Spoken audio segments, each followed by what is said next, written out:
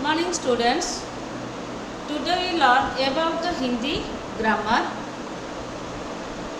Last class में मैंने chapter 1 Hindi grammar का चैप्टर 1 का रिवीजन कर दिया था, हो गया था।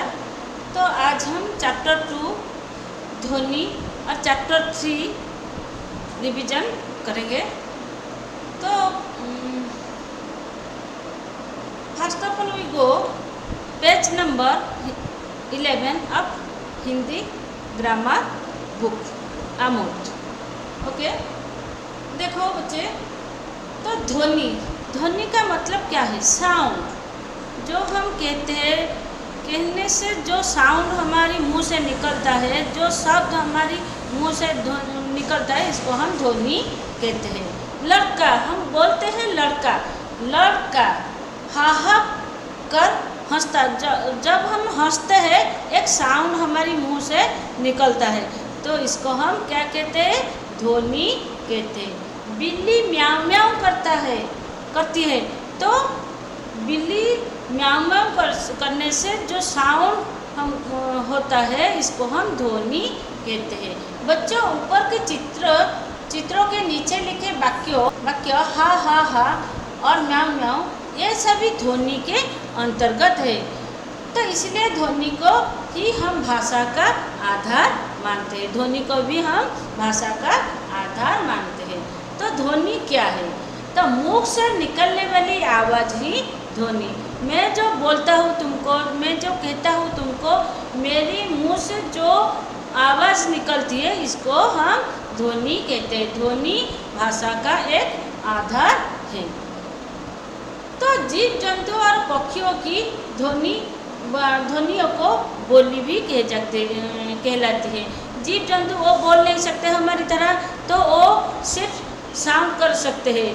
तो इसको हम क्या कहते हैं? बोली। तो बिल्ली जब म्याऊ म्याऊ करते हैं, तो हम समझ सकते हैं वो क्या चाहती है। तो इसीलिए तो जीव जंतुओं का जो ध्वनि होता है, जो साउंड होता है, इसको हम बोली भी कह सकते हैं। ध्वनियाँ न होती तो भाषा भी नहीं होती। ध्वनि नहीं होती तो भाषा भी नहीं होती। तो ध्वनि क्या है? मुख से निकलने वाली आवाज़ को ध्वनि कहते हैं।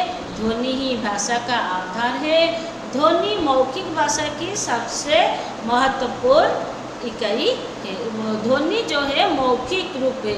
ध्वनि एक मौखिक रूप है। हम जो हंसते हैं, हंसने से जो आवाज़ निकलती है, तो ये एक ध्वनि का, इसको हम ध्वनि कहते हैं। तो ध्वनि एक मौखिक रूप है। ध्वनि एक मौखिक रूप है। तो come to the next page number 12।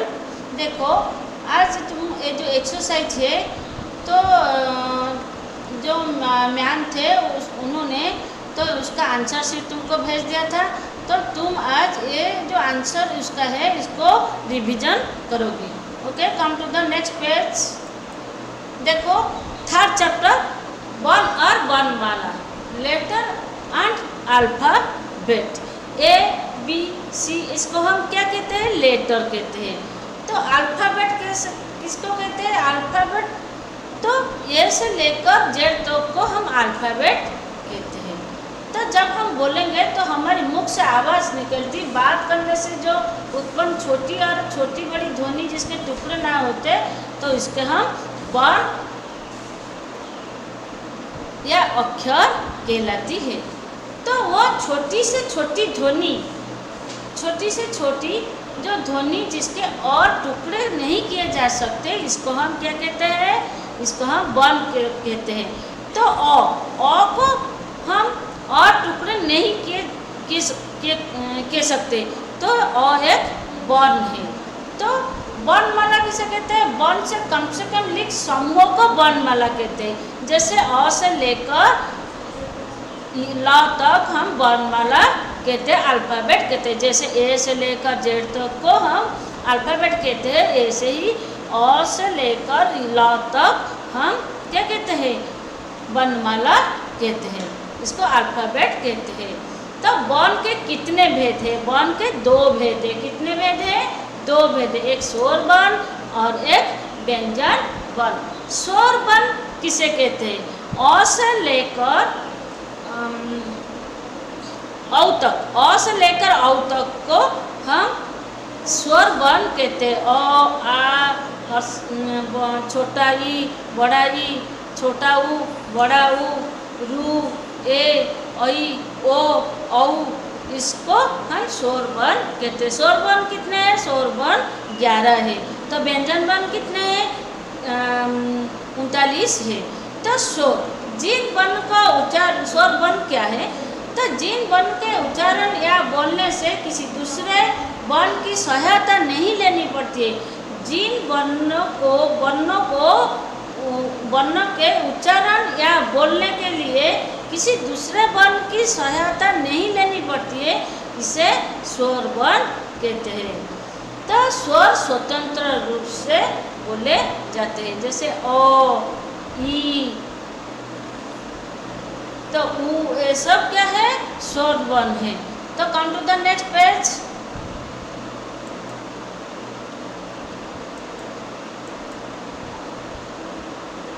तो स्वर वर्ण कितने हैं? अ, आ, ई, बड़ा ई, ऊ, छोटा बड़ा ऊ, तो रू, ए, ऐ, ओ, औ। तो ये सब क्या है? स्वर वर्ण है। तो स्वर वर्ण कितने हैं? 11 है। मैंने बोल चुका है पहले। तो व्यंजन वर्ण, व्यंजन वर्ण को हम इंग्लिश में क्या कहते हैं? कॉन्सोनेंट कहते हैं। जिसे हम कॉन्सोनेंट कहते हैं। जिन वर्ण को बोलने के लिए स्वर की सहायता लेनी पड़ती है, जिन वर्णों को बोलने के लिए स्वर की सहायता लेनी पड़ती है, उन्हें व्यंजन वर्ण कहते हैं। इन वर्णों का उच्चारण करने पर मुंह से वर्ण की ध्वनि के साथ अ की ध्वनि निकलती है। स्वर की सहायता बिना व्यंजन वर्ण नहीं उच्चारण किए जा सकते। तो व्यंजन वर्ण कितने हैं? 39 है। तो व्यंजन वर्ण को हम कुछ वर्ग में उसे भाग कर लिया है। तो क वर्ग में कौन कौन आते हैं? क, ख, ग, घ, उ। क वर्ग में कौन कौन आते हैं?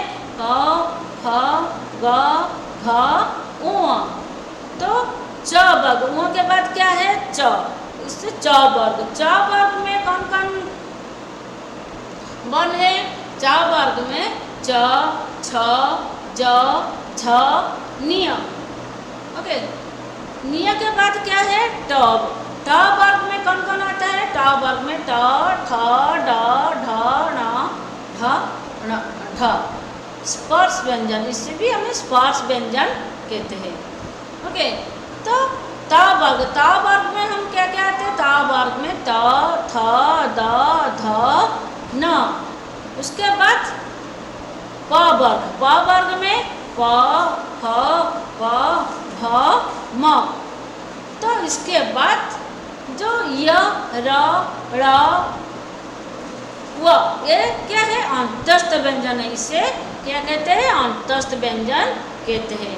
तो उसके बाद जो 3 स है, एक दंते स, एक मूर्धन्य स, एक तालव्य स है, इससे स और ह, इसको हम ऊष्म व्यंजन कहते हैं। उसके बाद आते हैं संयुक्त व्यंजन। तो संयुक्त व्यंजन क्या है? जो दो व्यंजन की जोड़ से बने वर्ण को हम संयुक्त व्यंजन कहते हैं। दो व्यंजन की जोड़ से जो वर्ण मिलता है हमको, उसको संयुक्त व्यंजन कहते हैं। तो संयुक्त व्यंजन में कौन कौन आते हैं? क्ष, त्र, ज्ञ और स्र। तो संयुक्त व्यंजन कितने हैं? 4 है। कितने हैं? 4 है। क्या क्या है? क्ष, त्र, ज्ञ, स्र। तो संयुक्त व्यंजन क्या है? संयुक्त व्यंजन दो व्यंजन के मेल से जो वर्ण मिलता है, इसको हम संयुक्त व्यंजन कहते हैं। तो संयुक्त व्यंजन कितने हैं? 4 है। क्या क्या है? क्ष, त्र, ज्ञ, स्र। तो come to the next page. तो संयुक्त व्यंजन तथा बने शब्द में कुछ उदाहरण निम्न है। तो क्ष हम कैसे बनाते हैं? क हलंत युक्त स, क्ष। त हलंत युक्त र, त्र। ज हलंत युक्त न, तो ज्ञ। स हलंत युक्त र समान स्र। ओके, जो संयुक्त व्यंजन 4 है इसे कैसे बनाते हैं? दो व्यंजन की मेल से कैसे होते हैं? क हलंत युक्त स ख्य, त हलंत युक्त र त्र, ज हलंत युक्त निय ज्ञ, स हलंत युक्त र स्र। तो ख्य में क्या क्या व्यंजन है? संयुक्त व्यंजन से बनने शब्द क्या है? ख्य से क्षेत्रीय, पक्षी, कक्षा। तो त्र से ज्ञ से ज्ञानी, यज्ञ, ज्ञान। त्र से त्रिशूल, त्रिकोण, त्रिदेव, ये सभी हो सकते हैं। श्र से श्रम, श्रवण और परिश्रम।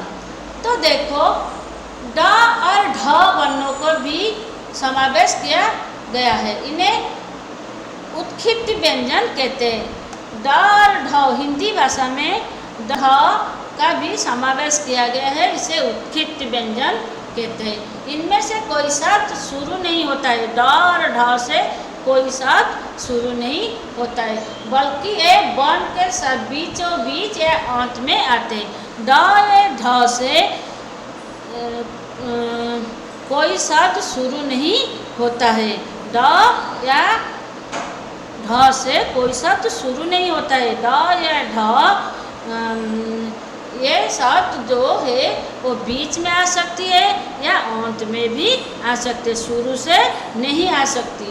तो इसको हम क्या कहते हैं? उत्क्षिप्त। ड और ढ को उत्क्षिप्त व्यंजन कहते हैं। जैसे देखो घोड़ा, सीढ़ी, कपड़ा, गाड़ी, पढ़ना आदि, इसको हम क्या कहते हैं? उत्क्षिप्त व्यंजन कहते हैं। ड और ढ को उत्क्षिप्त व्यंजन कहते हैं, जो शुरू से नहीं आते। ये जो ड और ढ शुरू से नहीं आते, ये बीचों बीच शब्द के बीचों बीच आता है या अंत में ही आता है। तो आओ और देखो अयगुहा। अयगुहा क्या है? तो अंग अह, अंग अह जो हम हिंदी वर्णमाला में पढ़ चुके हैं, तो अंग अह को हम अयगुहा कहते हैं। जो वर्ण ना स्वर होते ना व्यंजन होते, जो वर्ण ना स्वर होते हैं ना व्यंजन होते हैं, इसे हम क्या कहते हैं? अयगुहा कहते हैं। तथा अंग, ये क्या है? अयगुहा। इनका स्थान स्वर के बाद व्यंजन से पहले। तो अंग और अ का स्थान कहाँ पर है? स्वर के बाद, ओ औ के बाद अंग अह हम पढ़ते हैं, तो वो व्यंजन से पहले आता है, स्वर के बाद व्यंजन से पहले।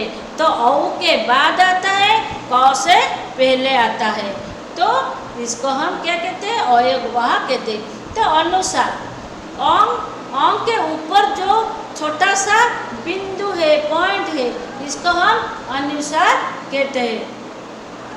तो इनका चिन्ह एक बिंदु है, एक पॉइंट है। ऊपर अ के ऊपर जो बिंदु है, इसको हम क्या कहते हैं? अनुसार कहते हैं। तो अनुसार से क्या क्या शब्द है? कंस, अंश, हंस, संगीत, रंग, भंग आदि। अनुशासिक एक चंद्र बिंदु है, एक ऐसे ही हाफ सर्कल, इसके ऊपर एक पॉइंट, एक बिंदु है, इसको हम चंद्र बिंदु कहते हैं। अनुशासिक चंद्र बिंदु में क्या क्या शब्द आते हैं? आँख, सांप, पाँच। ओके, तो विसर्ग अ को विसर्ग कहते हैं। अ को क्या कहते हैं? विसर्ग कहते हैं। इसका चिन्ह जो दो पॉइंट है, अ के पास जो दो पॉइंट है, तो इसको हम विसर्ग कहते हैं। इसका प्रयोग व्यंजन के बाद किया जाता है। जो विसर्ग है, ये व्यंजन के बाद प्रयोग किया जाता है। इसका उच्चारण ह से होती है। इसका उच्चारण क्या से होती है? किससे होती है? ह से उच्चारण होता है। जैसे दुख, सुख, दुख, नमः, प्रातः आदि, इसको हम विसर्ग कहते हैं, जो व्यंजन के बाद शरीर। हाँ, तो व्यंजन के बाद किया जाता है। और रू का प्रयोग सुनो, रू का प्रयोग बहुत सीमित होता है, तो मानव हिंदी में इसका उच्चारण री की भांति किया जाता है। ओके ओके स्टूडेंट्स, तो चैप्टर 2 चैप्टर 3 कंप्लीट।